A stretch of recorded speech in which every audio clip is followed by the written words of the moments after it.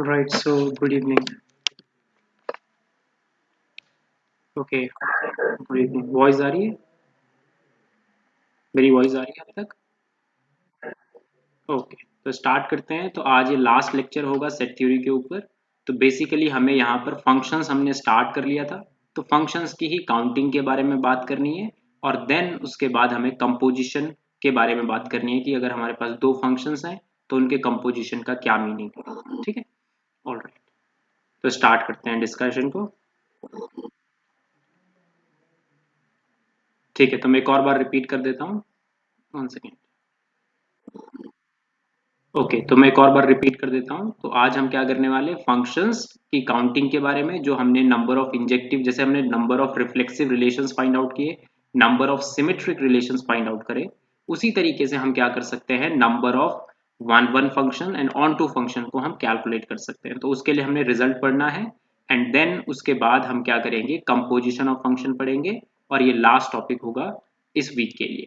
इसके बाद आपको क्या दिया जाएगा, एक टेस्ट दिया जाएगा, वो टेस्ट आपने अटेम्प्ट करना है, एंड देन उसके बाद असाइनमेंट शीट होगी, फिर असाइनमेंट शीट का डिस्कशन, एंड देन ये वीक फिनिश हो जाएगा। ठीक है, ऑलराइट, तो बिगिन करते हैं। Good evening. ठीक है, तो शेयर कर रहा हूँ मैं स्क्रीन को।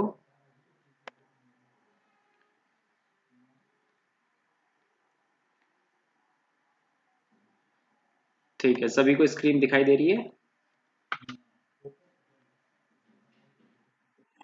ठीक है, स्टार्ट कर लेते हैं। तो जो लास्ट टाइम हम क्या पढ़ रहे थे, एक बार लास्ट टाइम में ही थोड़ा सा मैं अटैच कर रहा हूँ, क्योंकि फंक्शंस जो हम ग्राफ पढ़ रहे थे फंक्शंस के, वहां पर मुझे अटैच करना था एक्चुअली। तो ये जो नोट्स हैं ये आपके अपडेट हो जाएंगे, वहां पर जो आपका क्लासरूम है उसके ऊपर ये जो नोट्स आपके हैं ये अपडेट हो जाएंगे। तो यहाँ पर जो मैं फंक्शंस लिख रहा हूँ ये आपके वहां पर अभी मिल जाएंगे आपको। ठीक है, तो हमने रैशनल फंक्शंस फंक्शन को देखा। अब हम क्या करने वाले हैं, एक न्यू फंक्शन को देखने वाले हैं जो फिफ्थ नंबर हमारे लिए फंक्शन होगा। One second, fifth number. So fifth number function जो आपका है उसको हम नाम देंगे एब्सोल्यूट वैल्यू ऑफ एक्स, या फिर हम इसको मॉड्यूलस फंक्शन के नाम से भी जानते हैं, मॉड्यूलस फंक्शन। राइट, ठीक है।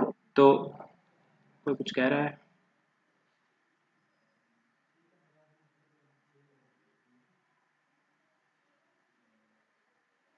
ओके, तो आप मेरे को, क्या नाम है आपका बताओ, captain Nemo.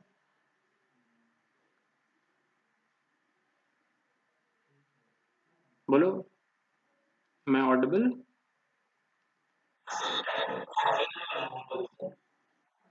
Yes, so you can just send me a text message on WhatsApp.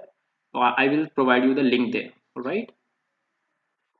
Okay. So देखो, एब्सोल्यूट वैल्यू ऑफ एक्स को हमें सीखना था, और उसको हम कह रहे हैं मॉड्यूलस फंक्शन। तो ये फंक्शन भी रियल लाइन से रियल लाइन पर हम डिफाइन कर सकते हैं, और डेफिनेशन हम इसको देंगे आर से आर पर। तो डेफिनेशन, सबसे पहले तो इसका नोटेशन, तो नोटेशन है मॉड ऑफ एक्स। डेफिनेशन क्या है इसकी, कि अगर आपने इनपुट जो आपका है, अगर आपने वो पॉजिटिव इनपुट दिया, so if x is greater than equal to zero, तो पॉजिटिव इनपुट पर आउटपुट कैसा मिलेगा, पॉजिटिव। जो इनपुट दिया वही आउटपुट मिलेगा। तो मतलब अगर आपने पॉजिटिव इनपुट दिया है तो आउटपुट एग्जैक्टली वही मिलेगा। बट अगर आपने नेगेटिव इनपुट दिया है तो आउटपुट उसका माइनस टाइम आपको मिलेगा। दैट मीन जैसे -2 आपने इनपुट दिया तो माइनस टाइम्स ऑफ -2 आपका आउटपुट आएगा। तो ये फंक्शन है मॉड्यूलस एक्स। तो हमें क्या करना है, सिंपली हमें क्या करना है, सिंपली आपके पास फंक्शन जो है उसको हमें प्लॉट करना है। पॉजिटिव एक्स एक्सिस के लिए डिफरेंटली प्लॉट करना है और नेगेटिव के लिए डिफरेंटली प्लॉट करना है। सो पॉजिटिव एक्स एक्सिस पर क्या होगा, ये एक स्ट्रेट लाइन होगा, y is equal to x. So ये ग्राफ है y is equal to x का। आप जानते हो कि ये ग्राफ होता है y इज इक्वल टू, ये है y is equal to x की स्ट्रेट लाइन, ये है y is equal to minus x की स्ट्रेट लाइन। सो इन दोनों का कॉम्बिनेशन आपका ग्राफ कंप्लीट रहेगा। ठीक है, ये, so this is your modulus function. ठीक है, तो कुछ लिख रहा था क्या? ऑलराइट,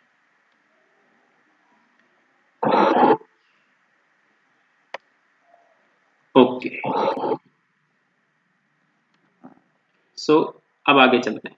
तो इसके बाद हमें 6th नंबर पर एक और फंक्शन पढ़ना है जिसका नाम है सिग्नम फंक्शन। क्या है सिग्नम फंक्शन की डेफिनेशन? तो देखो, सिग्नम फंक्शन, तो सिग्नम फंक्शन एक्चुअली किसी भी सेट पर डिफाइन किया जा सकता है। तो यहां पर मैं फिलहाल रियल लाइन पर उसको डिफाइन करके दे रहा हूं आपको। तो ये फंक्शन जो होता है रियल लाइन से रियल लाइन पर डिफाइंड होता है, और इसका जो डेफिनेशन है वो इस तरीके से वर्क करता है कि अगर आपका इनपुट स्ट्रिक्टली पॉजिटिव है, दैट मीन्स ऐसा नहीं कि जीरो उसमें इंक्लूड हो रहा है, तो अगर x ग्रेटर देन जीरो है तो फंक्शन आपको वैल्यू देगा 1। अगर आपने जीरो इनपुट दिया है तो फंक्शन वैल्यू देगा 0, और अगर आपने लेस देन जीरो नंबर दिया है इनपुट में तो आपको आंसर मिलेगा -1। सो इट मीन्स कि जैसे आपके पास कार्टेशियन प्लेन है, तो ये दिखने में कैसा होगा?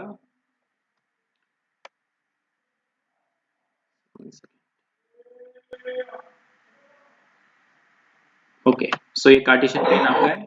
नाउ पॉजिटिव डोमेन पर ये कैसे वर्क करेगा? तो पॉजिटिव डोमेन पर इसकी वैल्यू 1 है, तो ये सपोज कर लो आपके पास 1 है, बट जब वो आप जीरो को टच करोगे तो वैल्यू आपको मिलेगी 0। तो यहां पर क्या है, एक होल क्रिएट हो जाएगा। ठीक है, तो टच नहीं करेगा वाई एक्सिस को, वाई एक्सिस पर जैसे ही वो उसके नजदीक पहुंचेगा, जैसे ही एक्स की वैल्यू 0 होगी वो डाउन आ जाएगा। देन यहां पर ये इस तरीके से रहेगा। ठीक है, -1। सो ये -1 है, ये है 1। Alright, okay. सो नाउ आगे बढ़ते हैं। सिग्नम फंक्शन, इसमें किसी को कोई डाउट है? ये बेसिक सी चीज है, डेफिनेशन जो मैं यहाँ पर लिखा रहा हूँ ये बेसिक सी चीज है। ठीक है, अब हम 7th नंबर पर लिखेंगे ग्रेटेस्ट इंटीजर फंक्शन। नाउ इसी के बगल में 8th नंबर पर मैं लिख लेता हूं smallest integer function. Greatest integer function को आप जानते होंगे पहले से, क्या इसको कहते हैं? किसी को नाम याद है? कोई और नेम भी होता है इसके लिए? बोलो क्या, एक बार रिपीट करो। हाँ, फ्लोर फंक्शन। ठीक है, तो फ्लोर, हाँ ओके, फ्लोर फंक्शन। और स्मॉलेस्ट को क्या कहते हैं? Ceiling function. ठीक है, सीलिंग की स्पेलिंग क्या होती है? CI, यही होती है शायद। तो सीलिंग फंक्शन। ठीक है, तो डिफाइन करते हैं। तो डेफिनेशन इसकी इस तरीके से हम लिखते हैं कि जैसे आपके पास f एक फंक्शन है r से r पर, इसका नोटेशन हम जनरली ऐसे लिखते हैं स्क्वायर ब्रैकेट में, बट जो इसका स्टैंडर्ड नोटेशन है वो इस तरीके से है। ठीक है, तो x लिख देते हैं यहाँ पर। तो ये डिफाइंड इस तरीके से है कि इसका आंसर जो आएगा वो एक इंटीजर आएगा। ठीक है, इसका आंसर क्या आएगा? एक integer. So it will be a greatest integer less than equal to x। तो जो आपने इनपुट दिया है उससे छोटा इंटीजर या फिर उसके इक्वल, बट वो सबसे ग्रेटेस्ट इंटीजर होना चाहिए। जैसे कि फॉर एग्जांपल मैं आपसे पूछूं कि f ऑफ 1.2 का आंसर कितना होगा, तो आपको इसी डेफिनेशन के बेसिस पर उसका हमें आंसर देना है। ठीक है, ऑलराइट। तो जैसे मैंने 1.2 से छोटे इंटीजर सबसे पहले देखने हैं, तो 1.2 से जो छोटे इंटीजर्स हैं वो है 1, 0, -1, -2, -3, बट उन सभी में सबसे बड़ा इंटीजर आपको आंसर देना है। राइट, तो डेफिनेशन क्या है? Greatest integer less than equal to x। तो यहां पर आंसर आ जाएगा 1, क्योंकि 1 ही वो इंटीजर है जो 1.2 से लेस देन इक्वल टू है, और सबसे बड़ा इंटीजर वो है जो उससे छोटा है। नाउ सिमिलरली 0.1 का आंसर कितना बताओगे आप? ठीक है, सो 0 आ जाएगा। सिमिलरली 0.9 का आंसर कितना बताओगे? 0। ठीक है, अगर मैं यहां पर -0.1 लिखूं तो आंसर कितना आएगा? 1 आएगा। दोबारा सोचो, 0 आएगा। इसको फॉलो करो आप सबसे पहले, जो डेफिनेशन दी हुई है उसको, -1 आ जाएगा। क्योंकि आपको क्या करना है? सबसे बड़ा इंटीजर जो x से छोटा हो। तो -0.1 से छोटा इंटीजर 0 नहीं होता है। 0 is a bigger integer than -0.1, तो 0 तो नहीं आ सकता आंसर। तो इससे छोटा इंटीजर जो कि अपने आप में सबसे बड़ा हो, तो जैसे कि इससे छोटा इंटीजर -1, -2, -3, -4, ये सभी इंटीजर्स हैं, बट उन सब में सबसे बड़ा कौन है? -1, तो इसलिए इसका आंसर क्या आएगा? -1। सिमिलरली अगर मैं यहां पर लिखता हूं -0.9, तो भी आंसर कितना रहेगा? -1। अब यहां पर अगर मैंने लिखा f ऑफ -1.2, तो आंसर रहेगा -1। ठीक है। अब इंटीजर अगर आपने कोई इनपुट दिया, तो आपकी डेफिनेशन में लिखा हुआ है लेस देन इक्वल टू, तो मतलब क्या होना चाहिए? या तो लेस होना चाहिए या फिर इक्वल। तो सबसे बड़ा इंटीजर जो लेस देन इक्वल टू हो, तो क्योंकि इंटीजर पर ये इक्वल टू वाली चीज चल जाएगी, तो इसीलिए इंटीजर का जो आंसर आता है यहां पर, वो इंटीजर ही आता है अगर m आपका z से बिलोंग कर रहा है। ठीक है, ऑल राइट। अब हम इसको क्या करते हैं? प्लॉट करने की कोशिश करते हैं। तो कार्टेशियन प्लेन ड्रॉ करते हैं।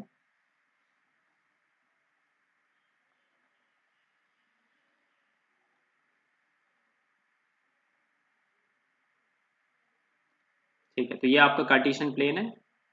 नाउ आपने देखा कि 0 से लेकर 1 तक की बीच की वैल्यूज, 1 को टच नहीं करना है, बट 1 से पहले की जितनी भी वैल्यूज है सभी आपकी 0 पर मैप हो रही है, और 0 भी 0 पर मैप्ड है। ठीक है, बट जैसे ही आप 1 पर पहुंचोगे तो वैल्यू आपकी डायरेक्टली 1 हो जाएगी, तो इट मीन्स यहां पर एक होल क्रिएट हो जाएगा। नाउ यहां पर है 2। नाउ 1 से लेकर 2 तक की वैल्यूज हमेशा 1 पर ही मैप्ड रहेंगी, यहां पर ये 1 है। ठीक है, बट जैसे ही आप 2 को टच करोगे वैसी आपकी वैल्यू 2 हो जाएगी, तो यहां पर आप मान लो 2, तो ये वैल्यू 2 आ जाएगी, एंड देन ये 3 आ जाएगी।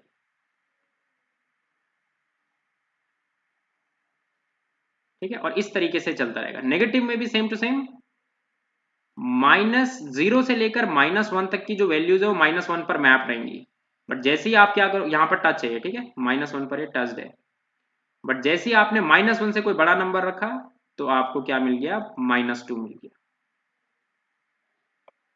ठीक है, तो इसको नाम देते हैं स्टेप फंक्शन। तो देखो एक तरीके से इसका स्टेप बाय स्टेप ये काम हो रहा है, तो इसको नाम क्या दे देते हैं? स्टेप फंक्शन भी इसको हम कहते हैं, स्टेप फंक्शन। नाउ देखो, नाम से ही पता चल रहा है कि डेफिनेशन क्या है। Greatest integer less than equal to x, ये हमने डेफिनेशन ली ग्रेटेस्ट इंटीजर की। तो स्मॉलेस्ट इंटीजर की क्या डेफिनेशन बनेगी आपके हिसाब से?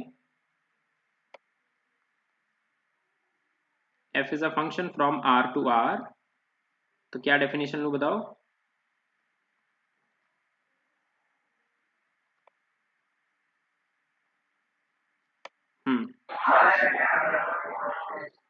Smallest integer greater than equal to x. तो x से क्या होना चाहिए? सबसे छोटा इंटीजर हो जो कि x से इक्वल हो या फिर उससे बड़ा हो।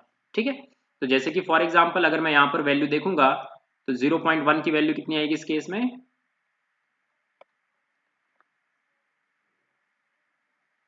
1। ठीक है, सिमिलरली अगर आप 0.9 भी देखोगे तो भी उसकी वैल्यू 1 ही रहने वाली है। ठीक है, सीलिंग फंक्शन है नाम, तो नीचे से ऊपर को जा रहा है, ये ऊपर से नीचे को आ रहा था, इसीलिए उसका नाम फ्लोर है, इसका सीलिंग है ना। 1.2 रखोगे तो उसका आंसर आएगा 2। सिमिलरली अगर मैंने -0.1 रखा, तो इस बार कितना आंसर आएगा इसका? 0। ठीक है, तो इस बार ये 0 आ जाए। नाउ आगे बढ़ते हैं। तो इसी तरीके से हम क्या कर लेते हैं, इसको भी प्लॉट कर लेते हैं यहां पर।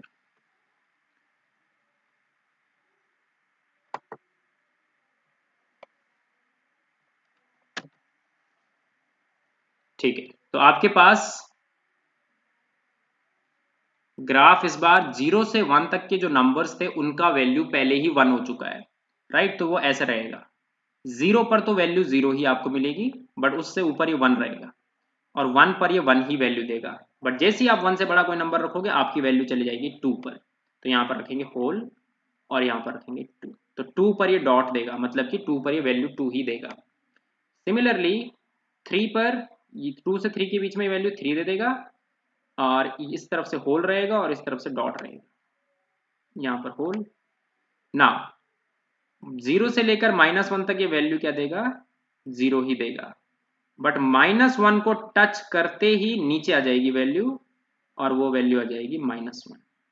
ये मान लो -2 है, ये -1 और इधर से होल। सिमिलरली यहाँ पर, और ये है -3।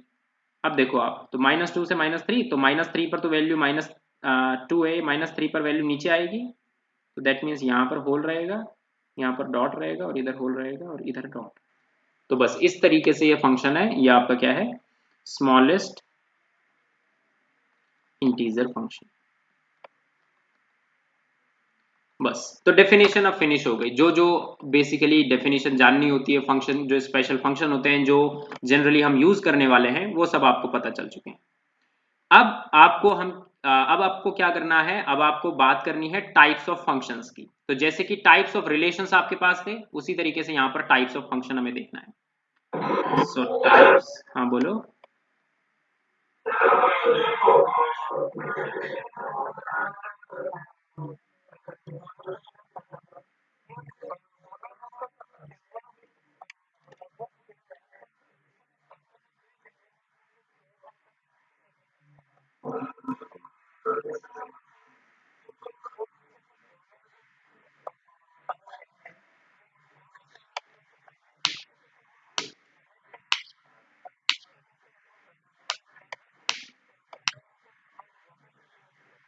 मतलब तुम कहना चाह रहे हो कि कंफ्यूजन हो रहा है, तो देखो कंफ्यूजन नहीं है। एग्जाम में अगर कुछ भी वो डिफाइन करता है, तो जैसे अगर वो ग्रेटेस्ट पूछना चाह रहा है आपसे, तो वो लिख के देगा कि this symbol represents greatest integer और स्मॉलेस्ट इंटीजर, तो वो लिख के देगा उसको, ठीक है। क्वेश्चंस में वो लिख के आएगा, ठीक है।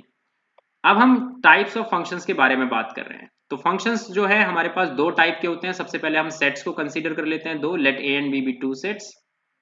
So let A and B be two sets. Then पहला जो टाइप है वो है इंजेक्टिव फंक्शन। इसको आप लिख सकते हो 1 1 भी, 1 1 फंक्शंस। तो क्या डेफिनेशन है, कौन बताएगा मुझे डेफिनेशन, इंजेक्टिव फंक्शन की क्या डेफिनेशन है, बोलो। हाँ, इफ एवरी एलिमेंट,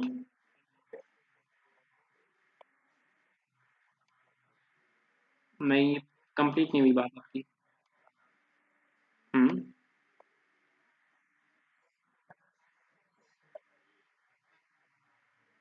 ठीक है। प्री इमेज ऐसा भी कह सकते हैं कि हर एक एलिमेंट की प्री इमेज यूनिक होनी चाहिए, या फिर आप ऐसा लिखो कि दो एलिमेंट्स हम पिक कर रहे हैं ए से, डोमेन से।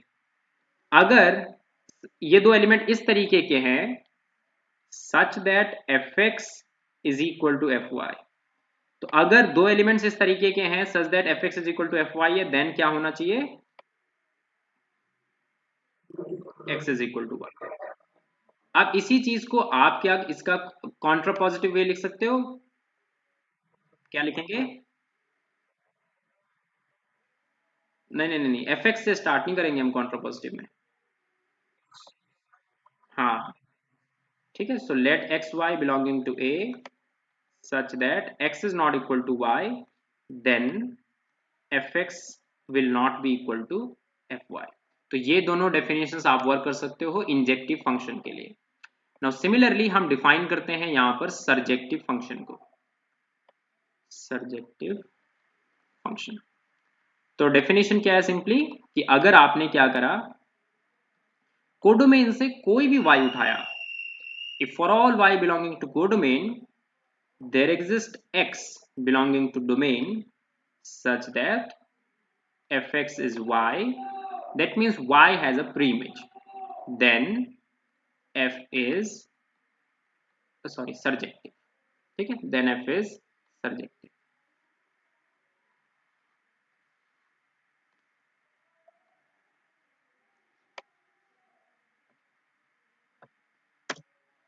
so then f is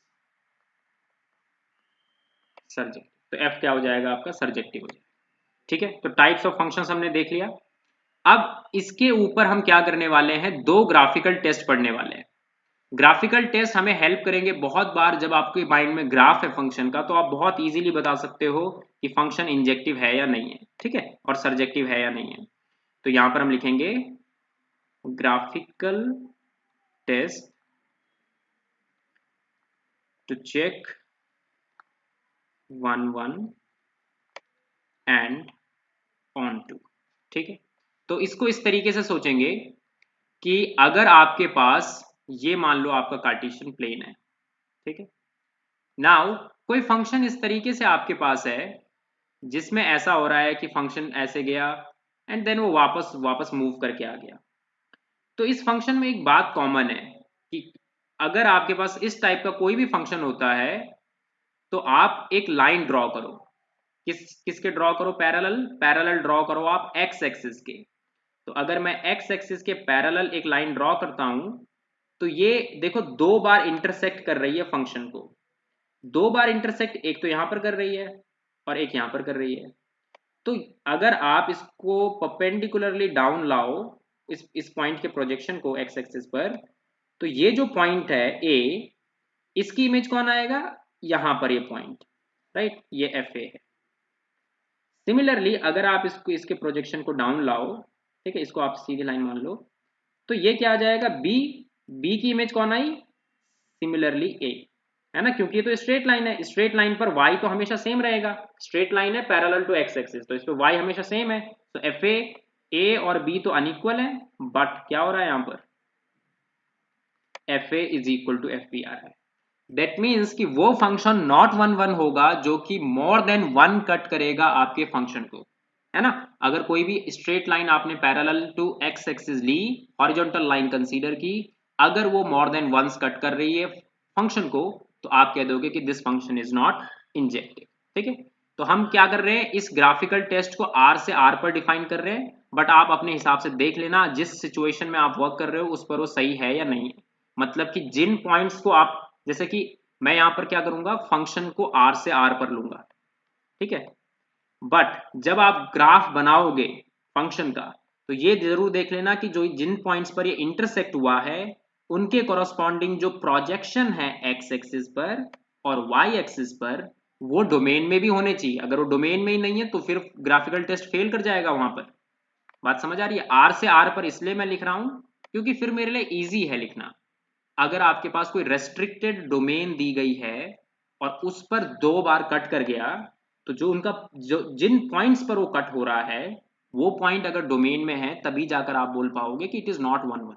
सभी को ये बात समझ आई है कि नहीं आई है कि आर से आर लेना जरूरी नहीं है, आप स्पेसिफिक डोमेन ले सकते हो, बट चेक जरूर कर लेना कि जो इंटरसेक्शन हो रहा है वो डोमेन के अंदर ही होना चाहिए, ठीक है।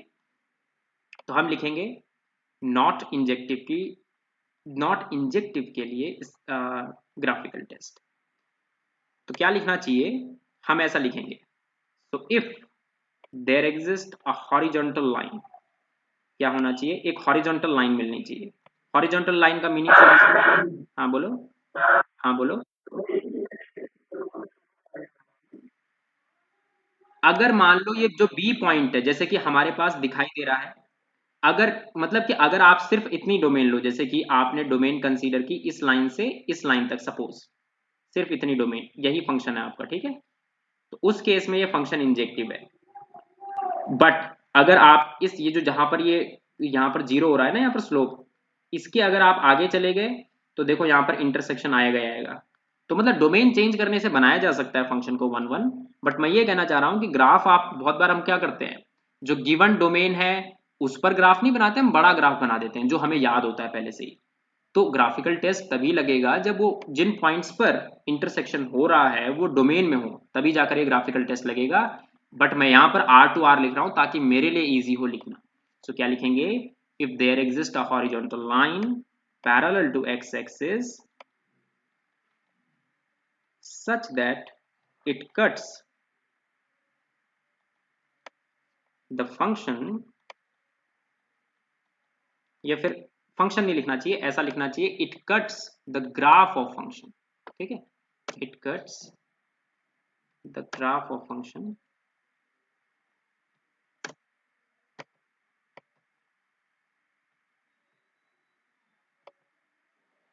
यहाँ पर लिख लेता हूँ, it cuts the graph of function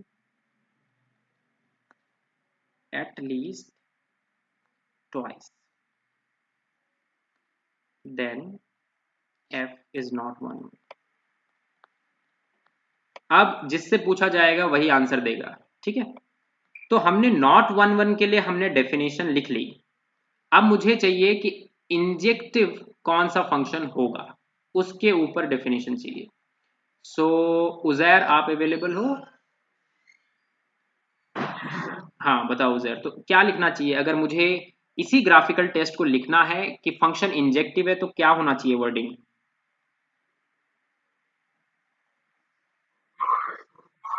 हाँ, so if for all, good. तो हमें क्या लिखना है? If for all horizontal line parallel to x axis, line parallel to x axis, ठीक है, cuts the graph of function, क्या लिखूंगा अब इसके आगे? कट्स द ग्राफ ऑफ, हाँ बोलो क्या? Only once. क्या कट करना जरूरी है? जैसे कि एक मैंने लाइन यहां पर ली, ये एक स्ट्रेट लाइन है, ये तो ग्राफ को कट ही नहीं कर रही है। कट करना जरूरी है क्या, कि कट ना भी करे तो भी वन वन हो सकता है? जैसे कि मॉड एक्स नहीं, आप लो किस फंक्शन को लोगे जो वन वन है? तो जैसे आप टेन इनवर्स का ग्राफ किस किस को आता है? टेन इनवर्स का ग्राफ सभी को आता है। तो टेन इनवर्स का ग्राफ कैसा होता है? जैसे कि ये आपका कार्टेशियन प्लेन है, ठीक है, मैं प्लॉट नहीं कर रहा हूँ, बस मैं आइडिया दे रहा हूँ। आपको पता है कि अब अगर आप इन्फिनिटी की तरफ जाते हो तो ये पैरेलल हो जाता है, ये एसिम्प्टोट क्रिएट कर देता है x y is equal to pi by two के साथ, ठीक है। तो इस तरीके का ग्राफ जो है आपका टेन इनवर्स एक्स का होता है। और ये फंक्शन जो है कैसा फंक्शन है? इंक्रीजिंग है क्या? बोलो, दिस फंक्शन इज इंक्रीजिंग। इस टाइप का होता है ना टेन इनवर्स एक्स का ग्राफ, तो इंक्रीजिंग है फंक्शन, ठीक है। तो आपको साफ साफ दिखाई दे रहा है कि इन जो जो जहां पर वो कट करने वाला है वो एक ही बार कट करेगा। बट क्या ये, अगर मैं एक लाइन पाई बाई टू को क्रॉस करके ले लूं, जैसे कि मान लो मैंने 5 ले ली, y इज इक्वल टू 5 इसको इंटरसेक्ट कर सकती है? नहीं कर सकती। सो अगर y is equal to 5 intersect नहीं कर सकती तो यहां पर वर्ड क्या होना चाहिए? ओनली वंस लिखूं या फिर क्या लिखूं? At most once. तो जरूरी नहीं है कि कट करे, ये नेसेसरी नहीं है, ठीक है। तो यहां पर लिखेंगे at most once, then f is one, तो ज्यादा से ज्यादा एक बार कट करे, उसके अलावा नहीं। बस, तो ये हो जाएगा फंक्शन डेफिनेशन नॉट इंजेक्टिव और इंजेक्टिव के लिए। नाउ हम बात करेंगे सरजेक्टिव के लिए, ठीक है। सरजेक्टिव हो गया, पहले नॉट सरजेक्टिव लिखना चाहिए। तो नॉट सरजेक्टिव, तो नॉट सरजेक्टिव की डेफिनेशन क्या बनेगी कि जैसे आपके पास क्या है, कोई कार्टेशियन प्लेन है और उस पर आपने ग्राफ प्लॉट किया है फंक्शन का। तो जैसे यहां पर आप समझो, तो अगर मैं एक, जैसे कि अभी टेन इनवर्स एक्स का एग्जांपल लिया था, तो टेन इनवर्स एक्स का ग्राफ मैं आपको दिखा देता हूं। ये होता है y is equal to pi by two की लाइन। आप जानते हो कि अगर आपने इनपुट में इन्फिनिटी रखा तभी जाकर आपको क्या मिल सकता है? पाई बाई टू मिल सकता है। तो ग्राफ इसका ऐसा होता है, बिल्कुल ऐसा जाता रहेगा और असिम्प्टोट बन जाएगा उसके, ठीक है। और इस तरीके से, तो ये ग्राफ है टेन इनवर्स एक्स का। आपको पता है कि टेन इनवर्स एक्स हमेशा आपको आंसर देगा माइनस पाई बाई टू से पाई बाई टू के बीच में, उसको वो क्रॉस नहीं कर सकता। सो इट मीन्स कि आपके पास यहां पर से अगर मैं कोई पॉइंट उठाऊं, जैसे 5 के लिए कोई प्री इमेज मिलेगी? नहीं मिलेगी। तो मीनिंग ये है कि अगर आप क्या करो, एक लाइन प्लॉट करो पैरेलल, ठीक है, it's a line which is parallel to x axis.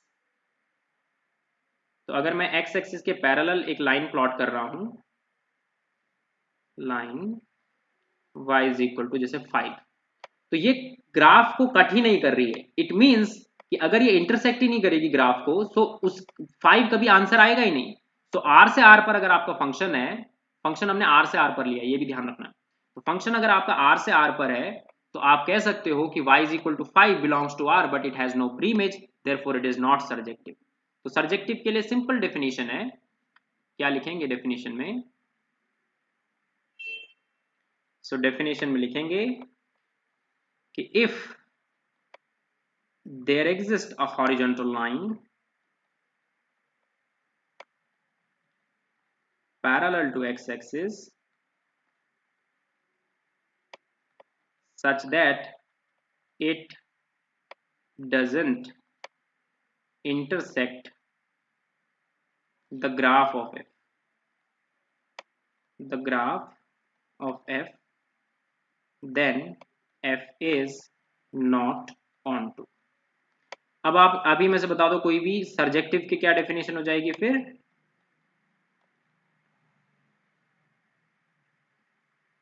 बोलो सर्जेक्टिव की क्या डेफिनेशन लिखनी चाहिए फिर?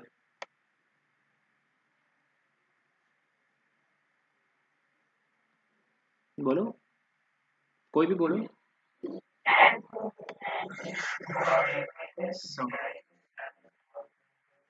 ना ना वो तो डेफिनेशन है, बट मैं इसके कॉरस्पॉन्डिंग कह रहा हूँ, जो ग्राफिकल टेस्ट है उसके बेसिस पर क्या लिखूं यहाँ पर सर्जेक्टिव के लिए?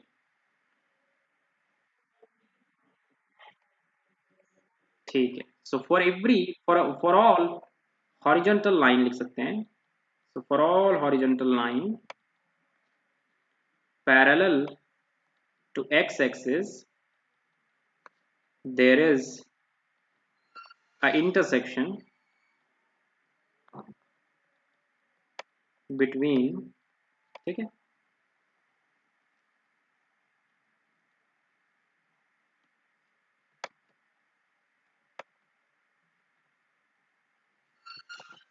सो बिटवीन, सो प्रॉब्लम हो गई, there exist a intersection between line and graph of f, then f is on। ठीक है, तो बहुत सिंपल है इस चीज को देखना। नाउ अब डायरेक्टली आते हैं काउंटिंग पर। तो ये बेसिक सी चीज है, आप इन्हें एग्जांपल्स पर अप्लाई करोगे जो आपको असाइनमेंट शीट में दिए जाएंगे। तो इसमें किसी को कोई डाउट है? ठीक है, तो हम चलते हैं काउंटिंग के ऊपर। तो काउंटिंग हमें सीखना है ना। काउंटिंग में सबसे पहला जो क्वेश्चन आपसे पूछा जा रहा है वो ये है कि total number of injective functions from A to B. ठीक है, ए से बी पर total number of injective function आपको चाहिए। बी ऑप्शन, बी जो है जो काउंटिंग में चाहिए वो चाहिए, नहीं इंजेक्टिव फंक्शन हम बाद में करेंगे, पहले हम लिखेंगे टोटल नंबर ऑफ फंक्शंस। तो पहले हम क्या करते हैं, टोटल नंबर ऑफ फंक्शंस की काउंटिंग करते हैं, इंजेक्टिव फंक्शन बाद में हम देखेंगे। So total number of functions from A to B, total number of injective functions from A to B, और लास्ट चीज total number of surjective function.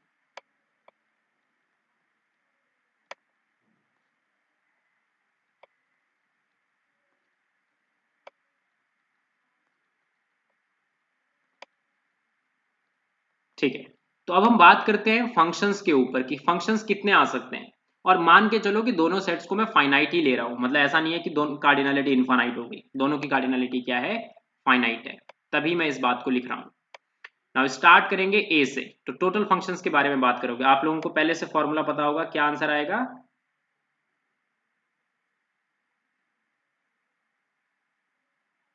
बोलो।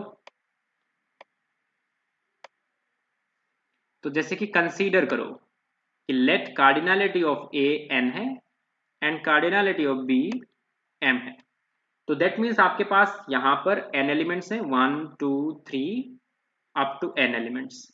यहां पर m एलिमेंट्स है, 1 2 3 up to m elements. a से b पर हम functions ढूंढना चाह रहे हैं। तो देखो 1 के पास 1 किस किस से मैप हो सकता है 1 1 से मैप हो सकता है 2 से हो सकता है 3 से हो हो सकता है m से हो। तो 1 के पास कितनी चॉइसेस आ रही है? 1 के पास कितनी चॉइसेस है? m choices. तो 1 के पास m चॉइसेस हो गई। नाउ जिस पर 1 मैप हो गया, क्या उस पर 2 हो सकता है मैप? क्यों नहीं हो सकता? इस बार आपको ये नहीं पूछ रहा है कि इंजेक्टिव फंक्शंस कितने हैं, आपको पूछ रहा है बस फंक्शंस। अगर 1 जिस पर मैप हो चुका है उस पर 2 हो सकता है ना मैप, क्योंकि अगर इंजेक्टिव की काउंटिंग है तब तो हम ऐसा सोच सकते हैं कि हाँ 2 चलो उस पर नहीं होगा मैप जिस पर 1 हो चुका है, बट 2 भी सभी पर मैप हो सकता है। सो 2 के पास कितनी चॉइसेस? 1 2 3, कितनी चॉइसेस हो गई? m choices. सिमिलरली 3 के पास भी m चॉइसेस। सो क्या लिखेंगे? Total functions from a to b कितना आएगा? Total choices for 1।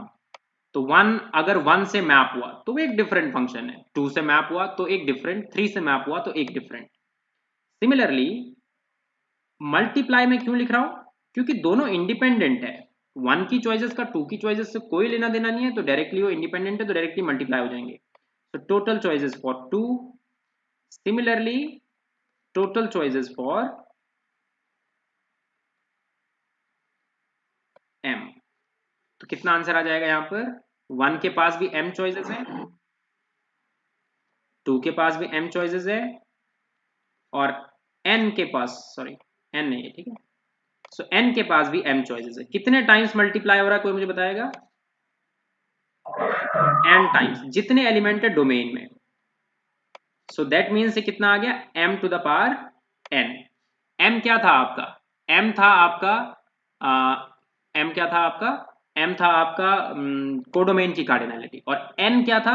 n था आपका डोमेन की cardinality. So that means answer कितना आया? Cardinality of b to the power cardinality of a। तो ये फाइनाइट के लिए वर्क हो रहा है। काउंटिंग वैसे भी फाइनाइट के लिए ही हम करते हैं, अगर इनफाइनाइट है फिर तो हम उसको काउंट नहीं करेंगे। तो यहां पर लिख लेता हूं फिलहाल के लिए मैं कि मान लो इसकी कार्डिनैलिटी m है, b की कार्डिनैलिटी m है, तो टोटल जो फंक्शंस आते हैं वो कितने आते हैं? Cardinality of b to the power cardinality of a which is equal to m to the power n। Now total number of हमें चाहिए इस बार इंजेक्टिव फंक्शंस, तो b पर हम वर्क करेंगे। So total number of injective function. Now again वही चीज होगी यहां पर भी कि 1 के पास कितनी चॉइसेस हैं? अब क्योंकि, हाँ बोलो।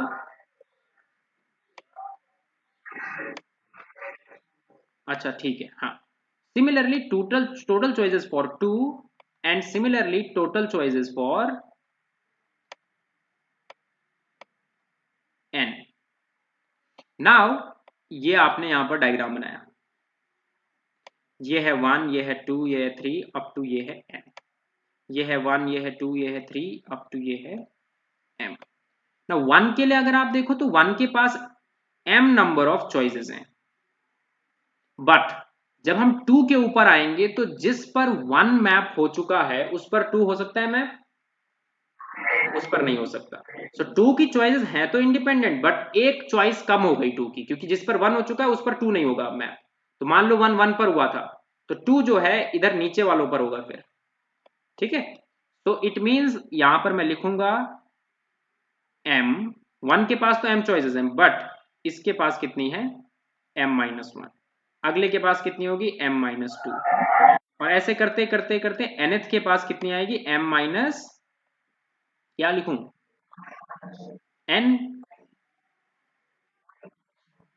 m माइनस n, क्या लिखूं? +1 लिखूं?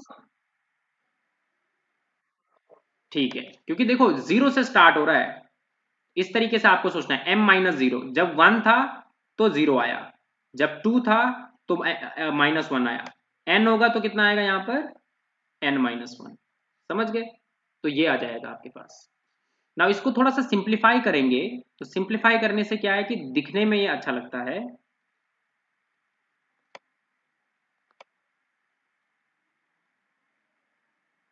तो मैंने क्या करा, इसमें कुछ टर्म्स और ऐड कराई, सॉरी मल्टीप्लाई कराई। तो मैंने m माइनस एन को मल्टीप्लाई कराया, ठीक है, m माइनस, नहीं, m minus n minus one, हाँ ठीक है, m minus n, then m minus n plus one.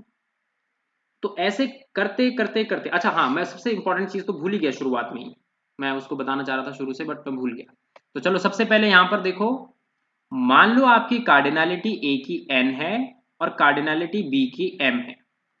अगर ऐसा हो जाए कि डोमेन में ज्यादा एलिमेंट हैं बजाय कोडोमेन के, n is greater then m, तो क्या कोई सर्जेक्ट इंजेक्टिव मैप एग्जिस्ट कर सकता है ऐसे केस में?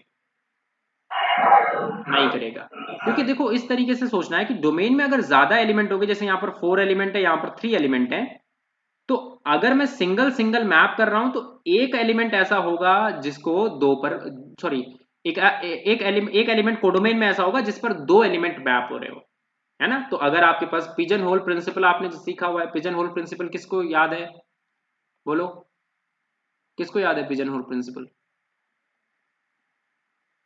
अंकुर आप बताओ, कोई आइडिया? तो पिजन होल प्रिंसिपल सिंपल ही है, जैसे कि आपके पास इस तरीके से आपके पास क्या है, कोई एलमिरा टाइप है मान लो, ठीक है, और इस एलमिरा में कितने हैं, जो होल्स हैं जिनमें पिजन्स को आपने रखना है, मान लो वो n होल्स है। पिजन्स को रखने के लिए कितने होल्स हैं, n होल्स। और पिजन्स मान लो कभी n+1 हो गया आपके पास, तो एक होल में कितने पिजन्स आएंगे फिर, एटलीस्ट एक होल ऐसा मिलेगा जिसमें कितने पिजन्स होंगे,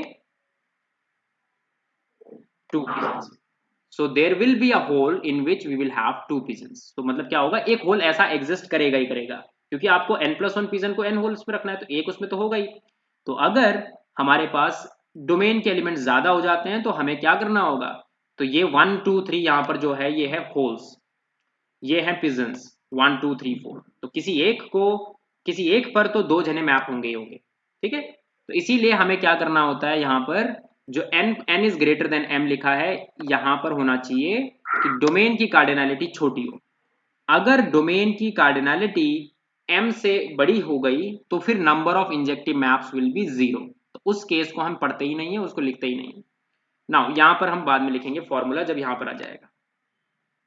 सो इट मीन्स कि जिस m की मैं बात कर रहा हूं यहाँ पर, ये m जो है ऑलरेडी बिगर है n से, तो इट मीन्स कि मैं यहाँ पर माइनस करा सकता हूँ क्योंकि ये बड़ा है, ठीक है। तो ये पॉजिटिव नंबर है यहाँ पर। कब तक माइनस कराऊंगा, जब तक n जो है m तक पहुंच नहीं जाता। जैसे कि आपने n लिखा, देन आपने n+1 लिखा, ऐसा करते करते कभी ना कभी तो आप m पर पहुंचोगी। m एक नेचुरल नंबर है, n भी एक नेचुरल नंबर है, n में 1 ऐड करते करते करते कभी ना कभी m तक मैं पहुंच जाऊंगा। तो कभी ना कभी ऐसा होगा कि डिफरेंस 3 आएगा, देन 2 आएगा एंड देन 1 आएगा, ठीक है, क्योंकि m बड़ा था। अब डिवाइड में भी हम क्या कर लेंगे, इसी चीज को यहां पर से कॉपी करके लिख देंगे। तो इसी से हमने मल्टीप्लाई कराया और इसी से हम डिवाइड कर रहे हैं।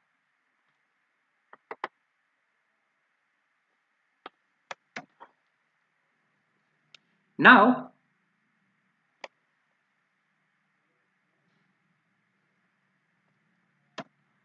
ठीक है, नाउ क्या होगा, ये जो न्यूमरेटर में चीज है, ये क्या लग रहा है आपको कि ये क्या है, एक बार रिपीट करो। नहीं, ये क्लियर नहीं हुई वॉइस, वॉइस एक बार थोड़ा रिपीट करो। हाँ, m फैक्टोरियल हो गया, और डिनोमिनेटर में क्या लिखा है, m-n फैक्टोरियल, ठीक है। तो इस तरीके से हम क्या कर सकते हैं, यहाँ पर इसकी डेफिनेशन दे सकते हैं। तो हम लिखेंगे m क्या था, b की cardinality, b cardinality factorial over b cardinality minus a cardinality factorial, ठीक है। तो इसको हम लिख सकते हैं m factorial upon m-n factorial, ठीक है। तो ये हमारा फॉर्मूला बन गया। नाउ बात करते हैं सर्जेक्टिव फंक्शन की, तो इसमें मैं वो पहले ही बात कर लेता हूं।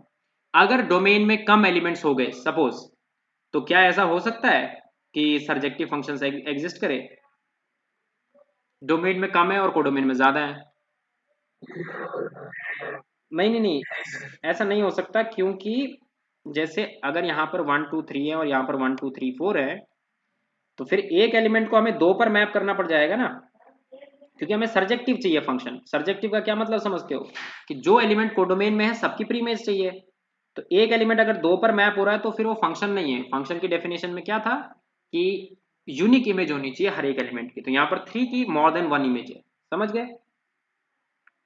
तो यहाँ पर डोमेन जो है वो बड़ा होना चाहिए। पिछली बार कोडोमेन बड़ा था, यहाँ पर डोमेन बड़ा होना चाहिए, तभी जाकर हम क्या कर सकते हैं, सर्जेक्टिव फंक्शन की बात कर सकते हैं।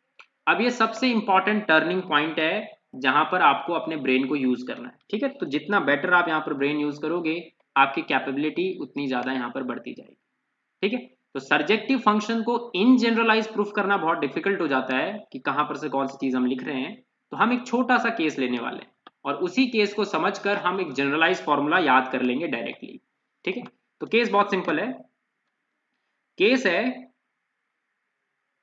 वन सेकेंड,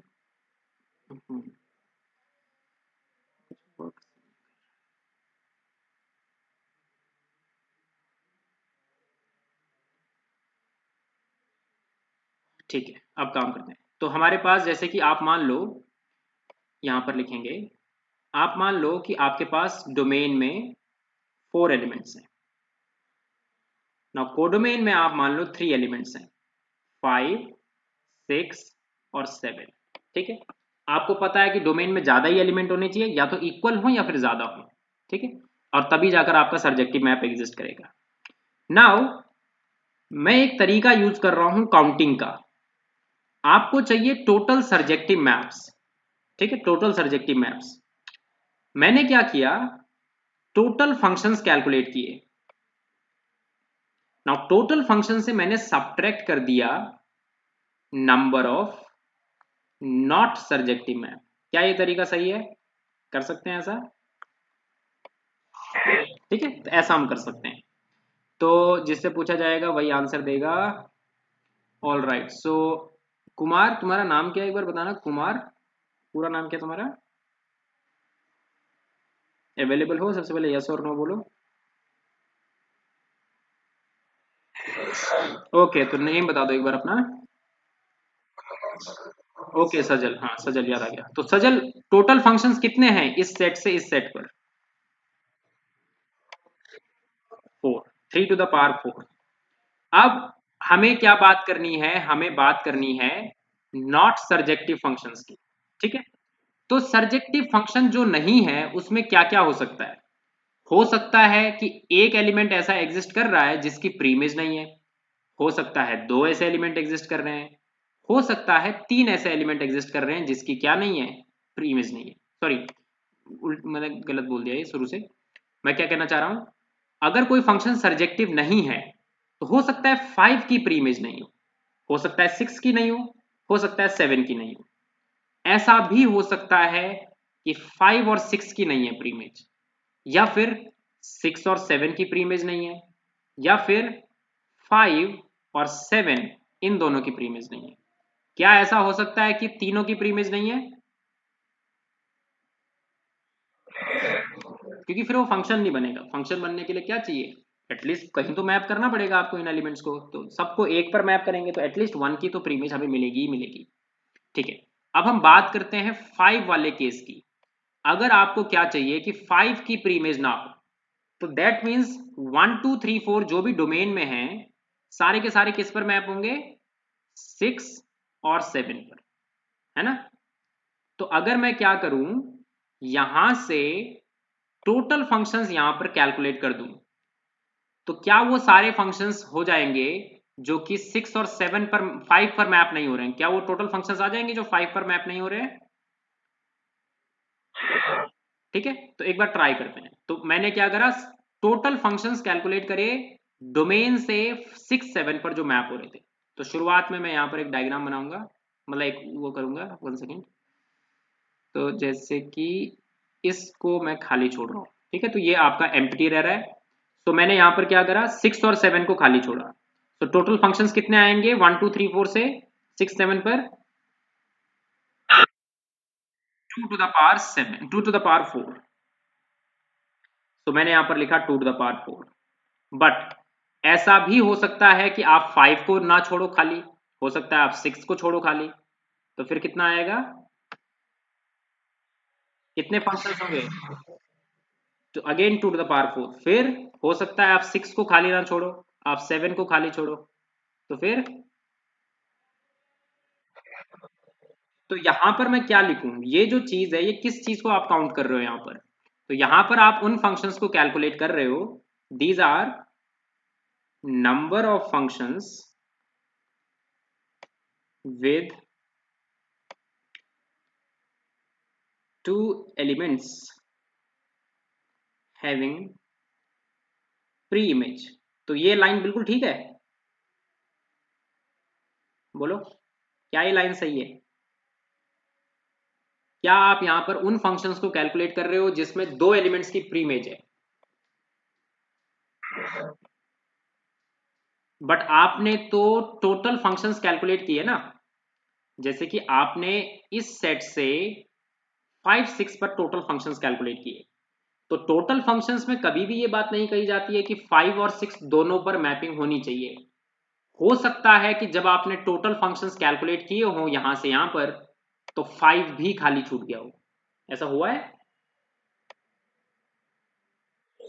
है ना, ऐसा हो सकता है क्योंकि आपने क्या करा, 7 को खाली छोड़ा, आपने 7 को खाली छोड़कर आपने टोटल फंक्शंस की बात कही, आपने यहां से यहां पर टोटल फंक्शंस निकाल दिए, आपने कहा 2 to the power 4 आपका आंसर है, बट उन 2 to the power 4 में वो फंक्शंस भी कैलकुलेट हो गए हैं गलती से जिसमें या तो 5 खाली छूटा है या फिर 6 खाली छूटा है, हो गए ना ऐड,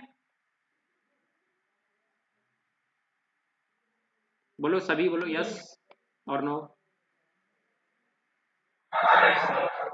मैं ये कहना चाह रहा हूं कि जैसे आप कभी भी फंक्शंस कैलकुलेट करते हो, आपने यहां पर 3 एलिमेंट लिखे, यहां पर मान लो 4 एलिमेंट्स लिखे, आप यहां से लेकर यहां पर टोटल फंक्शंस कैलकुलेट कर रहे हो, तो आप लिखते हो 3 to the power 4, बट वो 3 to the power 4 जो आपने लिखा है उसमें आपने ऐसा थोड़ी कहा कि तीनों की तीनों पर मैपिंग होनी चाहिए, हो सकता है सारे एलिमेंट 1 पर मैप्ड हो रहे हो, है ना, तो इस केस में जब आपने 7 को खाली छोड़ा और टोटल फंक्शंस कैलकुलेट किए, ऐसा भी हो सकता है कि सारे के सारे एलिमेंट 6 पर मैप हो रहे हो, this is also a function in which 7 will have no preimage, ये फंक्शन है ना जिसमें 7 की प्रीइमेज नहीं कोई।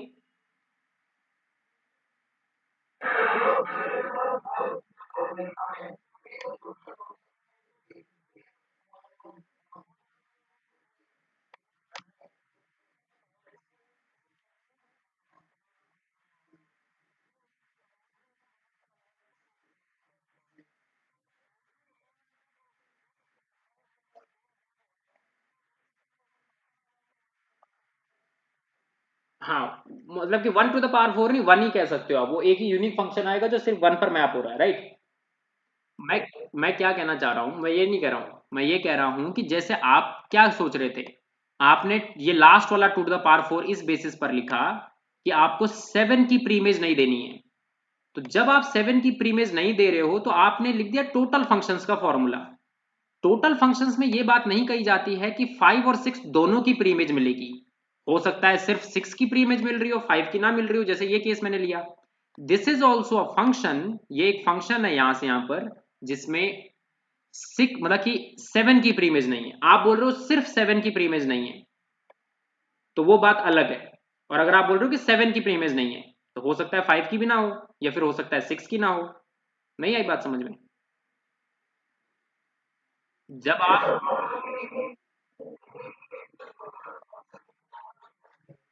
हाँ हमने निकाला टोटल फंक्शन, उस टोटल फंक्शन सर्जेक्टिव है सारे के सारे इस सेट से इस 5 6 पर, ये किसने कहा, ये तो नहीं है ना हमारे पास गारंटी,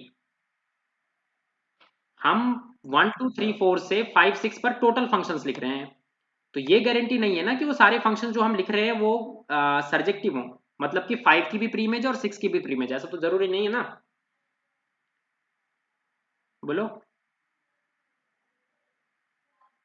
ठीक है, तो अगर ऐसा जरूरी नहीं है, दैट मीन्स जब आपने 2 to the power 4 को लिख, यहां पर मैं वर्ड यूज करूंगा विद एटलीस्ट, तो 2 एलिमेंट नहीं लिखूंगा मैं यहां पर एटलीस्ट नहीं लिखो, एटमोस्ट लिख लो, या तो हम वर्ड यूज करेंगे एटमोस्ट, तो क्या लिखेंगे, विद एटमोस्ट 2 एलिमेंट हैविंग प्रीमेज, तो एटमोस्ट 2 एलिमेंट हमारे पास है जिनकी प्रीमेज है, हो सकता है कि एक एलिमेंट ऐसा बचे जिसकी प्री इमेज हो।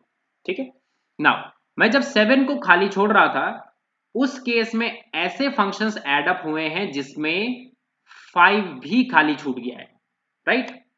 और इसी 2 टू द पावर 4 वाले केस में ऐसे फंक्शंस भी ऐड हुए हैं जिसमें 6 भी खाली छूट गया। बताओ हुआ या नहीं हुआ है? ठीक है, तो जब आपने इसको हटाओ यहां से अभी फिलहाल, जब आपने क्या करा 7 को खाली छोड़ने की बात कही उस केस में ऐसे फंक्शंस ऐड हुए हैं जिसमें ओनली 7 खाली छूटा है। ऐसे फंक्शंस भी ऐड हुए हैं जिसमें 5 और 7 खाली छूटे हैं एंड 7 खाली छूटे हैं। ऐसे फंक्शंस भी ऐड हुए हैं जिसमें 6 और 7 खाली छूटे हैं। तो दैट मीन्स आपने कौन कौन से फंक्शंस 2 टू द पावर 4 में कैलकुलेट किए हैं? तो ये जो 2 टू द पावर 4 है इसके अंदर 3 टाइप के फंक्शंस ऐड हुए हैं। ओनली 7 जिसकी प्रीमेज मतलब ओनली 7 का मतलब क्या है कि ओनली 7 को खाली छोड़ा गया। ठीक है, ये समझ लेना खुद से। Only 7 and 6, only 5 and sorry हाँ ठीक है 5 एंड 7। बताओ ये 3 टाइप के ऐड हुए हैं ना इसमें। अब जब मैं इस 7 को बीच वाले केस में ले गया 6 पर ले गया, ठीक है, इनको मिटा देते हैं यहां पर।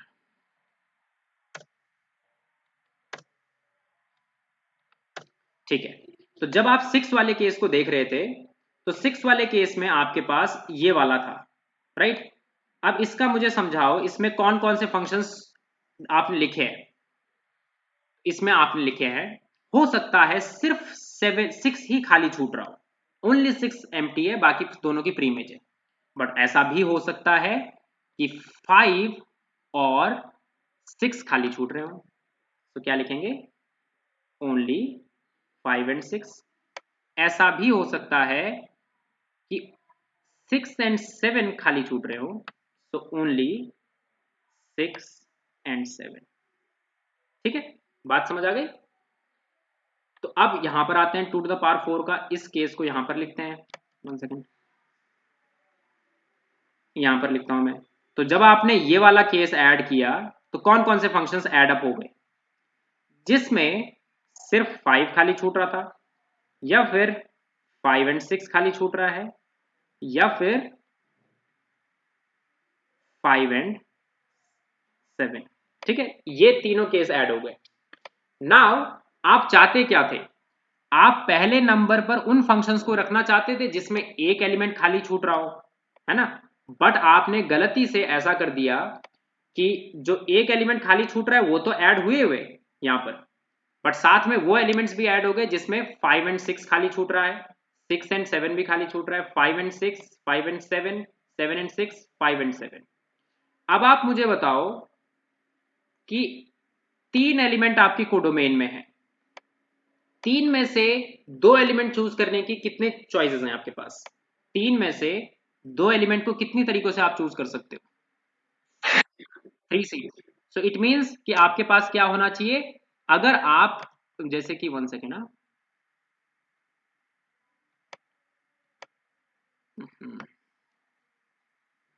जैसे आपने क्या करा, अब इसको डायग्राम को थोड़ा मिटाना पड़ जाएगा यहाँ पर से ना। तो फॉर एग्जांपल तो अब मैं क्या कर रहा हूं, 2 एलिमेंट्स को चाह रहा हूं कि खाली छूटे, 6 एंड 7। तो अगर आपका 6 और 7 खाली छूटा है तो कितने ऐसे फंक्शंस होंगे जिसमें 6 और 7 खाली छूट रहे हैं? 1 टू द पावर में बताओ 4। तो यहां पर मैं लिखूंगा 1 टू द पावर 4। बट हो सकता है 6 और 7 ना खाली छोड़ रहे हो आप, हो सकता है आप 5 एंड 6 खाली छोड़ रहे हो। तो अब कितने फंक्शंस आएंगे? 1 टू द पावर 4। सारे सारे एलिमेंट 7 पर मैप हो रहे हैं।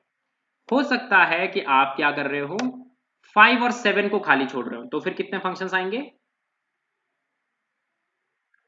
1 पावर 4।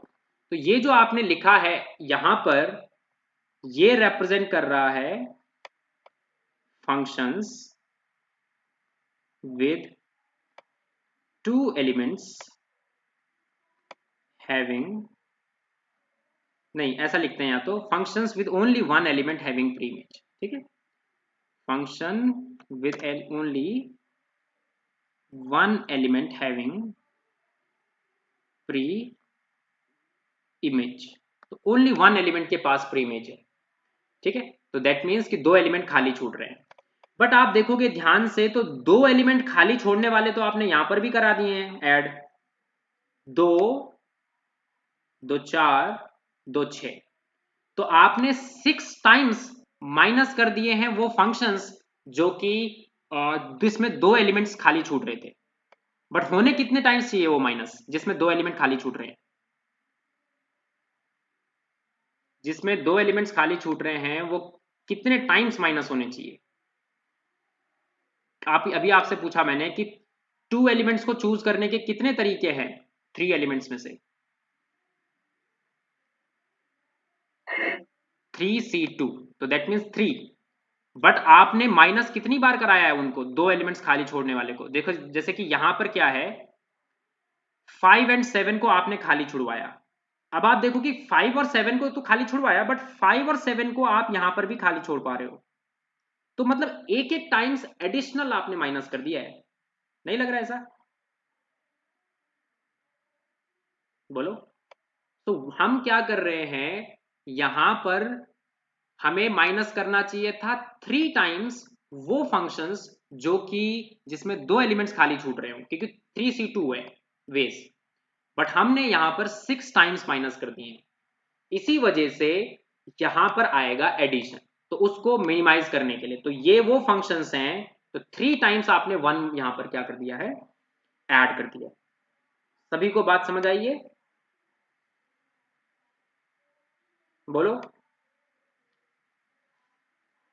सोचो ध्यान से, तो कितना आंसर आएगा यहां पर, 3 टू द पावर 4 होता है 81, देन 2 टू द पावर 4 होता है 16, सो 16 3 जा 48, ठीक है। इसको मैं वैसे थोड़ा सा और अच्छे वर्जन में लिख सकता हूं, इसको लिखने का तरीका ऐसा होना चाहिए, तो आप लिखोगे 3 to the power 4 minus 3C1, जब आपने एक एलिमेंट को खाली छोड़ा और टोटल फंक्शंस कैलकुलेट किए तो 2 टू द पावर 4, फिर आपने क्या करा 3C2 वालों को यहां पर ऐड किया, ऐड इसलिए किया जा रहा है क्योंकि यहां पर आप उन्हें दो दो बार माइनस कर चुके हो जबकि एक ही बार वो माइनस होने चाहिए थे, तो आंसर कितना आएगा 3 to the power 4 minus 3 into 16 plus 3C2 की वैल्यू कितनी होती है 3, and that's why 81 minus 48 plus 3, so 84 minus 48, तो 36 आएगा शायद, तो 36 आपका आंसर है। बताओ बात समझ आ गई सभी को,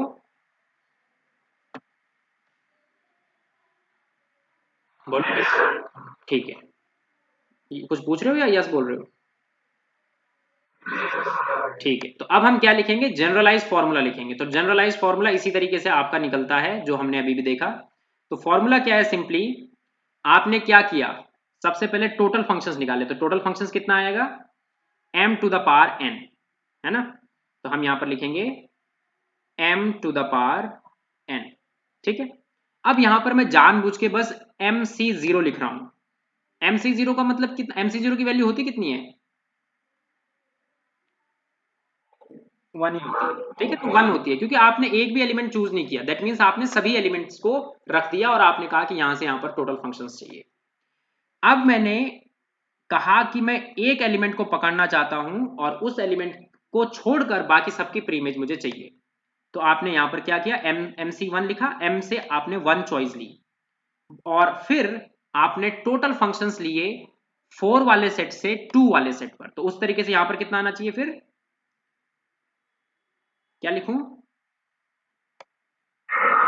m minus 1 to the power n, क्योंकि जैसे आपने 2 टू द पावर 4 लिखा था ना बाद में, तो ये 2 टू द पावर 4 है क्योंकि कोडोमेन से एक घटाया गया है वो एलिमेंट, बट जब आप इनको सब्ट्रैक्ट करते हो टोटल फंक्शन से, तो वो फंक्शंस जिनमें दो एलिमेंट्स वाले हैं वो सारे के सारे दोबारा से ऐड हो रहे थे जैसा हमने अभी नीचे देखा, तो इसीलिए यहां पर ऐड करना पड़ेगा उन फंक्शंस को, mc2 m minus two to the power n। Now होता यह है कि जब आप इनको ऐड कर रहे थे, एक्चुअली में वो वाले फंक्शंस, क्योंकि यहां पर तो छोटा केस था, जो ये केस है, जो हम केस पढ़ रहे हैं वो बड़ा छोटा सा है कि हमारे पास 3c1 के बाद जब आपने 3c2 किया तो एक ही एलिमेंट बचा, बट जरूरी नहीं है कि एक ही एलिमेंट बचे। तो जब आप ये ऐड कर रहे हो, ठीक है, कहाँ गया आज ये पेन को, कुछ प्रॉब्लम हो गई। तो जब आप ऐड कर रहे थे तो हो सकता है, हो क्या सकता है, होता है आपके पास एडिशनल एलिमेंट ऐड हो चुके हैं। इस जो ये m minus two to the power n लिखा है, इसमें वो एलिमेंट्स भी ऐड हुए हैं जिसमें 2 के अलावा 3 एलिमेंट्स जिसमें खाली छोड़े गए हों, वो वाले भी एलिमेंट्स ऐड हुए हैं ना। वो एलिमेंट ऐड हुए हैं फालतू के, तो अब उन्हें मिनिमाइज करना होगा। तो आपको क्या करना होगा, m आउट ऑफ 3 चूज करना होगा। बात समझ आ रही है सभी को? तो लिखेंगे mc3 m minus three to the power n। तो इसी तरीके से ऑल्टरनेट चलता रहता है, कब तक, जब तक आपके पास यहां पर m माइनस वन ना आ जाए और यहां पर 1 टू द पावर n ना आ जाए। समझ आ गई? तो अगर आपने उस प्रूफ को समझा है तो आप इस फॉर्मूले को बहुत अच्छे से याद रख पाओगे। अगर आपको प्रूफ नहीं समझ आया है तो आप इस फॉर्मूले को याद करने में आपको डिफिकल्टी हो जाएगी। बात समझ आ रही है? यस और नो?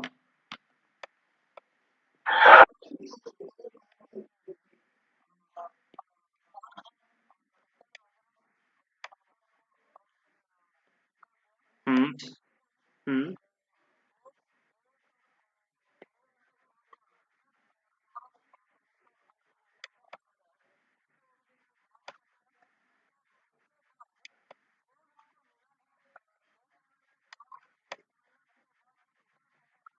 हम्म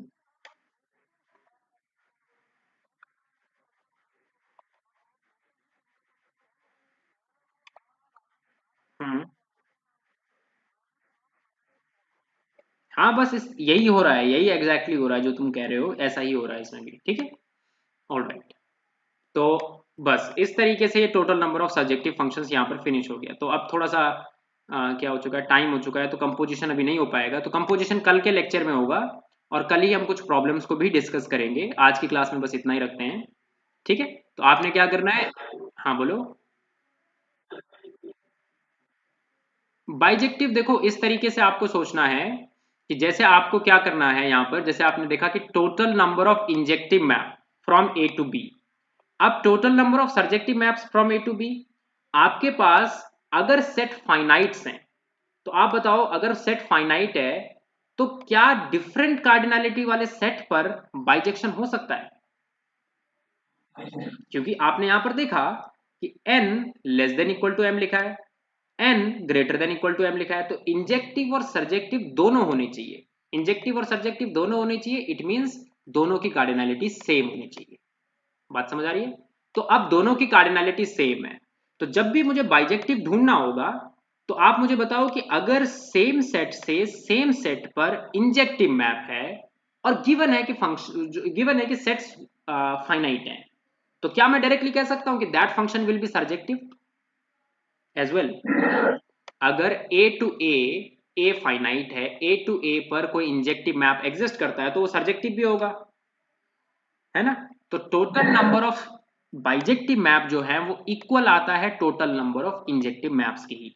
ठीक है, बात समझ आ गई? बस यहाँ पर डिनोमिनेटर में जीरो फैक्टोरियल आएगा उस केस में, क्योंकि m minus n A to A कर रहे हो आप। तो यहाँ पर चलो लिख लेते हैं डी पार्ट में, ज्यादा टाइम नहीं लगेगा। सो डिफरेंट सेट्स पर तो काम होगा ही नहीं, सेम सेट्स पर होगा। सो total number of inject bijective map from, तो ये रीजन समझ लेना कि ए से ए मैं क्यों लिख रहा हूं। अगर ए टू ए नहीं लिखूंगा तो डिफिकल्टी होगी। ठीक है, cardinality of A is equal to n, तो इसका आंसर आएगा A factorial, that means n factorial. ठीक है, डिनोमिनेटर में जीरो फैक्टोरियल आ जाएगा तो वन हो जाएगा। ठीक है, तो चारों केस हमने पढ़ लिए काउंटिंग के। राइट, सो आज के इस लेक्चर में बस इतना ही रखेंगे, फिर हम कल पढ़ेंगे कंपोजिशन, और कल का जो लेक्चर होगा वो थोड़ा छोटा होगा, तो इसलिए हम उसमें क्या करेंगे, थोड़े बहुत क्वेश्चंस को भी सॉल्व करेंगे। ऑलराइट, सो बाय। बोलो।